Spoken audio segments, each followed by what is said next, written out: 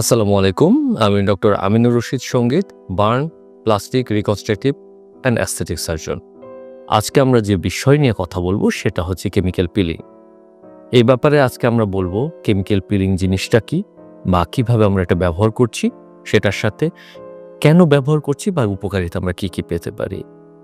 Chemical peeling মূলত এক ধরনের রাসায়নিক পদার্থ বা কেমিক্যাল সাবস্টেন্স, যেটা আমরা ব্যবহার করে থাকি কিছু কাঙ্ক্ষিত কারণে। যেমন অনেকের মুখে মেস্তা বা মেলাজমা হয়, সাদা মুখের মধ্যে কালো কালো ছোপ লেগে থাকে বা বাদামি ছোপ হয়ে থাকে, যার কারণে মেয়েরা সাধারণত স্বাভাবিকভাবে একটু অখুশি থাকে যে তাদের চেহারাটা সুন্দর লাগছে না।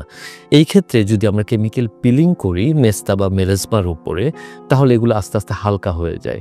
অনেক সময় আমরা বলি যে অনেকটা আগের রূপে মেয়েরা পরিবর্তিত হয়ে ফেরত আসতে পারে।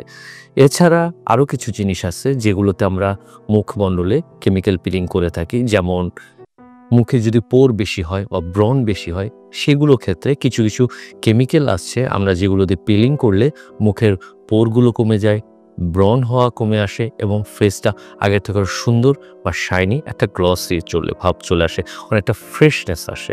তো কেমিক্যাল পিলিং মূলত এমন একটা প্রক্রিয়া যেটা আপনাকে নিয়মিতভাবে কয়েকটা সেশন করার পর আপনি একটা উপকারিতা পেতে পারেন, এবং এর উপর কিছুটা ধৈর্য ধরে একটু অপেক্ষা করলে বেশিরভাগ ক্ষেত্রেই খুব সুন্দর একটা ফলাফল পাওয়া সম্ভব। আপনাদের স্বাস্থ্য বিষয়ে সচেতন করার জন্যই আমাদের এই আয়োজন। তাই প্রতিনিয়ত স্বাস্থ্য বিষয়ে বিভিন্ন টিপস পেতে আমাদের চ্যানেলটি সাবস্ক্রাইব করুন এবং বেশি বেশি লাইক ও শেয়ারের মাধ্যমে সবাইকে আমাদের সঙ্গে সংযুক্ত হবার সুযোগ করে দিন। ডায়াবেটিস চিকিৎসায় 3D বলে একটি কথা আছে। এই 3D কি? 3D মূলত ডায়েট, ডিসিপ্লিন এবং ড্রাগস। আপনি কিভাবে ডিসিপ্লিন মেনে চলবেন, আপনি কি ওষুধ গ্রহণ করবেন এবং আপনার খাবার দাবারের নিয়ম কেমন হবে, এ বিষয়ে সঠিক পরামর্শ দিতে পারবেন ডায়াবেটিস রোগ বিষয়ে অভিজ্ঞ একজন চিকিৎসক। তাই এ বিষয়ে সমন্বিত সেবা দিতে আমরা রয়েছি আপনার পাশে।